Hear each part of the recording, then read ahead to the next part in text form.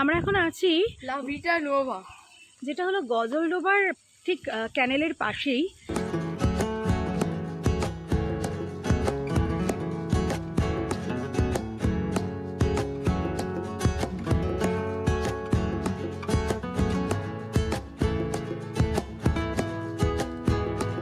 আমাদের কি অর্ডার করলে ব্রেকফাস্টে? অ্যাকচুয়ালি এটা ব্রেকফাস্ট না, এটা আমাদের branch.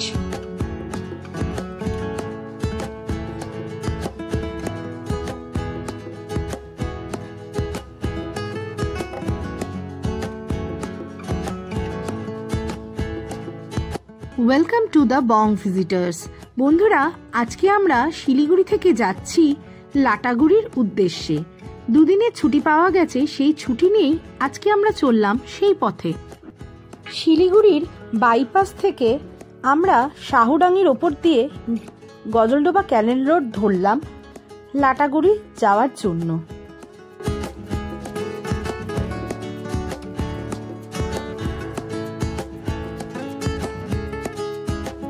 Welcome to the Bong visitors. আজকে অনেক দিন পর আমরা ঘুরতে যাচ্ছি। মাঝে আমার ছেলের পরীক্ষা চলছিল বলে অনেক দিন কোথাও বেরানো হয়নি, তবে আজকে আমরা যাচ্ছি লাটাগুড়িতে। তো আমরা আমাদের জার্নি স্টার্ট করেছি। আজকে একটু বেলাই হয়ে গেছে, কারণ শিলিগুড়িতে খুব বৃষ্টি হচ্ছিল। তো এখন আমরা লাটাগুড়ির আমরা একটি নতুন রিসর্টে আজকে যেতে পারি। তো আপনার সঙ্গে থাকুন, চলুন আমাদের সঙ্গে। আমাদের শিলিগুড়ির বাসিন্দাদের কাছে দুদিনের ছুটি পাওয়া মানেই আমরা চট করে নয় পাহাড়ে যাব বা ডুয়ার্সের পথে একটু ঘুরে আসব। আর গজলডোবার এই ক্যানেল রোডটি সত্যিই অসাধারণ। দুপাশে বৈকুণ্ঠপুর ফরেস্ট, পাশে মহানন্দা ক্যানেল, আর আমরা চলেছি মাঝের এই পথ ধরে।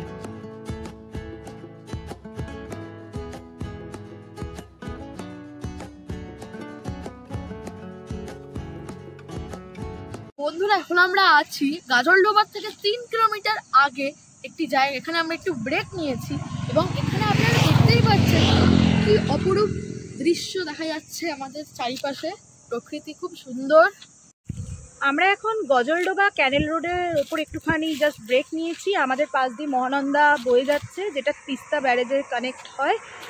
আর আজকে সকালবেলা ওয়েদার ভীষণ, মানে বৃষ্টি, ঝড়, বাজ পড়ছিল। আমাদের এখানে থান্ডারস্টর্ম হয়েছে 9টা পর্যন্তই, তারপরে কমে গেছে, তারপর রোদ উঠেছে অনেক। তাই জন্য আমরা সব একটা করে জ্যাকেট পরে নিয়েছি, কিন্তু বেশ গরম লাগছে। এখন খোলার উপায় নেই, কারণ আমাদের একটাই লাগেজ হয়েছে আর আমরা এখন লাটাগুড়ি যাচ্ছি। তো এখান থেকে লাটাগুড়ি হচ্ছে 30 কিলোমিটার, আর আমাদের এখানে গজলডোবা হচ্ছে 3 কিলোমিটার। আমাদের ব্রেকফাস্টও করতে হবে। আমরা সকালবেলা শুধু চা বিস্কিট খেয়েই বেরিয়ে পড়েছি, আমাদের ব্রেকফাস্ট হয়নি। এখন দেখি কোথায় ব্রেকফাস্ট করব। এখন বসন্তকাল, আর গজলডোবার এই ক্যানেল রোড ধরে যখন আমরা তিস্তা ব্যারেজের কাছে পৌঁছে গেলাম, তখন দেখলাম রাস্তার একপাশে প্রচুর হলুদ রঙের ফুল ফুটেছে। তাতে এই রাস্তাটির প্রকৃতি আরো সুন্দর লাগছে। কিছুক্ষণ পরই গজলডোবা ট্যুরিস্ট ব্রিজটি চোখে পড়ল। তখনই বুঝলাম আমরা তিস্তা ব্যারেজের একদম কাছেই চলে এসেছি।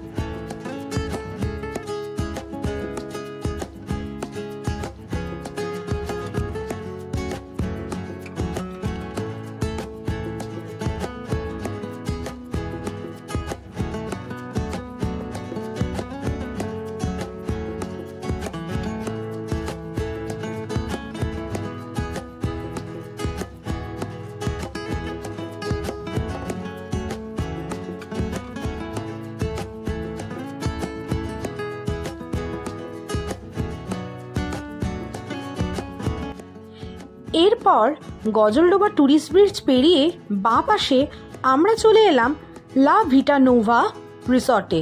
তবে এখানে আমরা থাকতে আসিনি, আমরা এখানে এসেছিলাম ব্রেকফাস্ট করতে। এখানে এসে দেখলাম এখানকার অ্যাটমসফিয়ার সত্যিই অসাধারণ।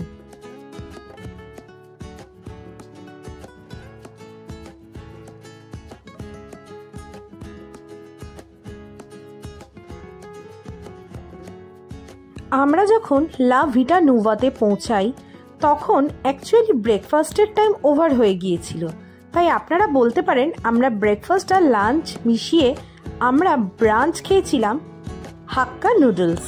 আমাদের কি অর্ডার করলে ব্রেকফাস্টে? অ্যাকচুয়ালি এটা ব্রেকফাস্ট না, এটা আমাদের ব্রাঞ্চ, রাইট?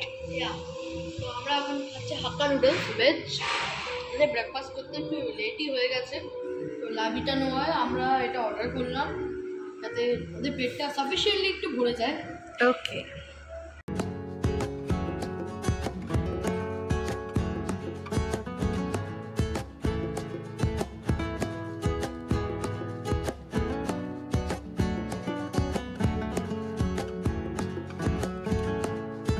এই জায়গাটি আমাদের অসাধারণ লেগেছে। কোনো এক সময় আমরা হয়তো এখানে একদিনের জন্য থাকতেও আসবো।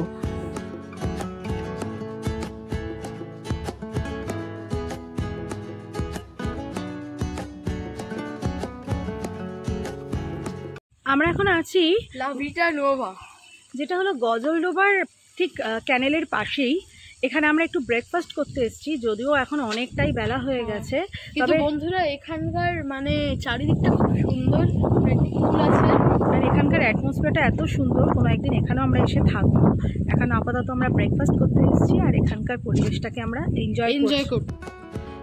আপনারা চাইলে লা ভিটা নুভা রিসর্টটি অনলাইনে বুকিং করতে পারেন।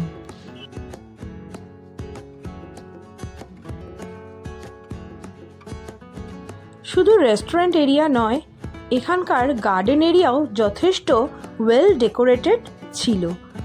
আমাদের বেশ ভালো লাগলো।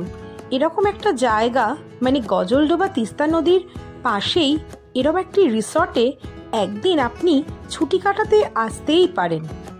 আর এই ভিডিওটি যদি আপনাদের ভালো লেগে থাকে তবে অবশ্যই লাইক, শেয়ার, সাবস্ক্রাইব করবেন। আর আপনারা অবশ্যই কমেন্ট করে জানাবেন এই ভিডিওটি কেমন লাগলো। আবার পরের পর্বে আপনাদের সাথে শেয়ার করব আমাদের লাটাগুড়ি যাওয়ার এক্সপিরিয়েন্স এবং সেখানে আমরা কোথায় থাকলাম, কি কি খেলাম, সব কিছু। তাহলে সকলে ভালো থাকবেন।